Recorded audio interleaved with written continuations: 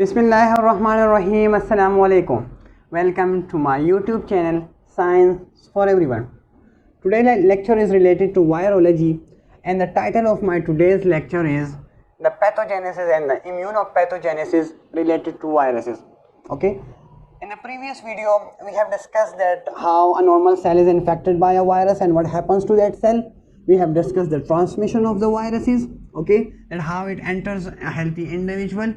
We have discussed the localized and the systematic infections, okay, in case of the rhinoviruses and the polioviruses.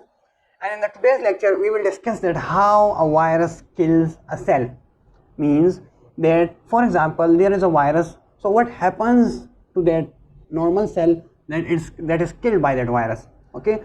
So as I have mentioned in the previous video, that in the case of the polio virus, what really happens that the viruses capture the molecular machinery of the normal cell.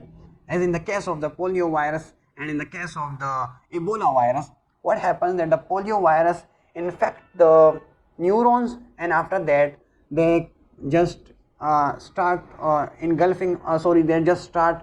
capturing the molecular machinery. That in the case of the protein synthesis, that does not allow the initiation factor of the translation machinery to act, and after that when it is blocked, so what happens, there is no translation of the normal proteins, and after that if there is no proteins, so the cell dies. Okay. And it is also in the same the case with the Ebola virus. So polio virus, when the neurons are killed, so there is paralysis. Okay. And in the case of the Ebola virus, when the cells of the endothelial lining of the veins and the arteries are destroyed, so there is hemorrhage. Okay. The veins and the arteries are just disrupted, they are broken down, and after that all the blood comes to the outside, and after that there is a hemorrhage. Okay. So this is in the case of the Ebola virus. So virus can kill the cell in this way.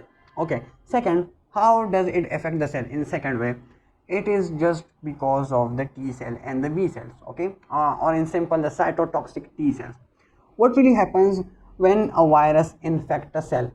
So it does not destroy the cell by its own, it just infects the cell, and after that it displays its proteins over the surface of that infected cell, and those proteins are recognized by the cytotoxic T cells, and after that the cell is destroyed by that cytotoxic T cells. Okay. So the virus play a role indirectly. Okay. It does not directly kill the cell, just in the case of the polio virus and in the case of the Ebola virus. And I'm giving you the example that this condition is applied to hepatitis A virus, hepatitis B virus, and hepatitis C virus. Okay. These are the viruses that does not directly kill the liver cell, it just present their proteins over the surface of the normal cells, and after that what happens, it kills the cell, and the cells are killed by the cytotoxic T cell. Natural killer cells also perform their activity, and it also perform killing of that cells. Okay. So basically it is immunopathology. The third condition that how a virus affect a cell is in the case of the enteric viruses, mainly the rotavirus. What happens that when a virus, basically rotavirus, infect an enterocytes. What are basically enterocytes? Enterocytes are special type of cells that line the intestine, the small and the large intestine. So when they infect that cell, they does not kill that cell.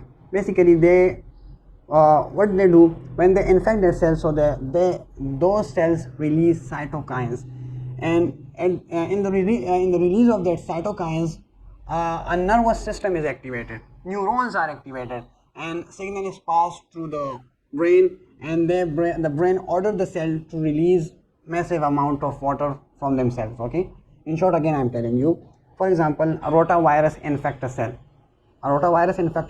So it does not kill it, it just stimulates it to release cytokines, and just because of the release of that cytokines, neurons are activated. And what does those neurons do?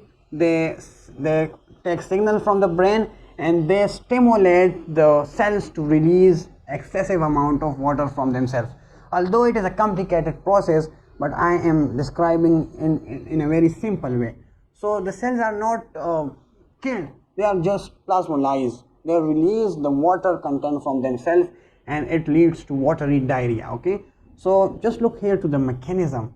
The virus is not performing such function directly, but they are playing role indirectly. Okay, now here the fourth condition is that how cells are affected is the activation of the B cells, and when the B cells are activated, so it releases massive amount of antibodies, and those antibodies just bind to that infected cells who are producing those proteins, okay, the viral proteins, and after that with the help of the complement system they destroy those cells, okay, or those cells are opsonized and engulfed by the macrophages and are killed. Okay, so in short I am telling you the summary of all this discussion.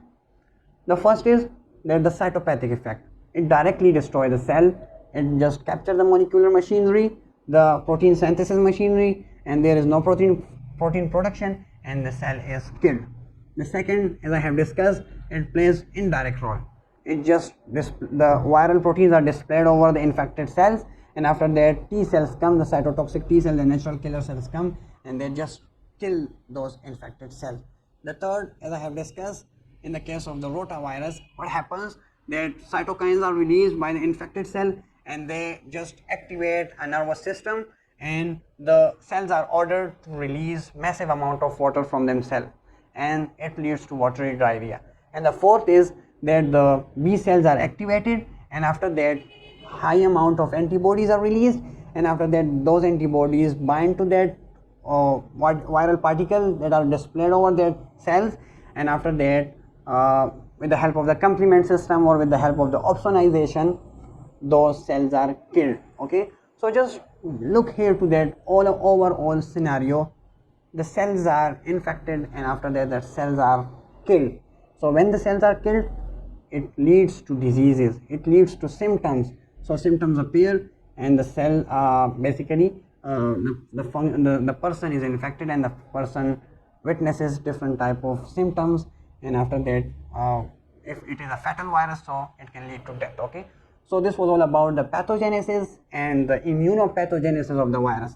Now I'm pretty sure that you will not be confused in the pathogenesis of the virus. Okay, so this was all about the today's video. If you have any questions, or just let me know in the comment box, I will answer you there. I have taken this discussion from a very prestigious and authentic book, so these all conditions are right, and I can show you the book in the description, okay, that from which book I have taken this discussion. Okay, so thank you very much for today's video. Thank you very much. God bless you.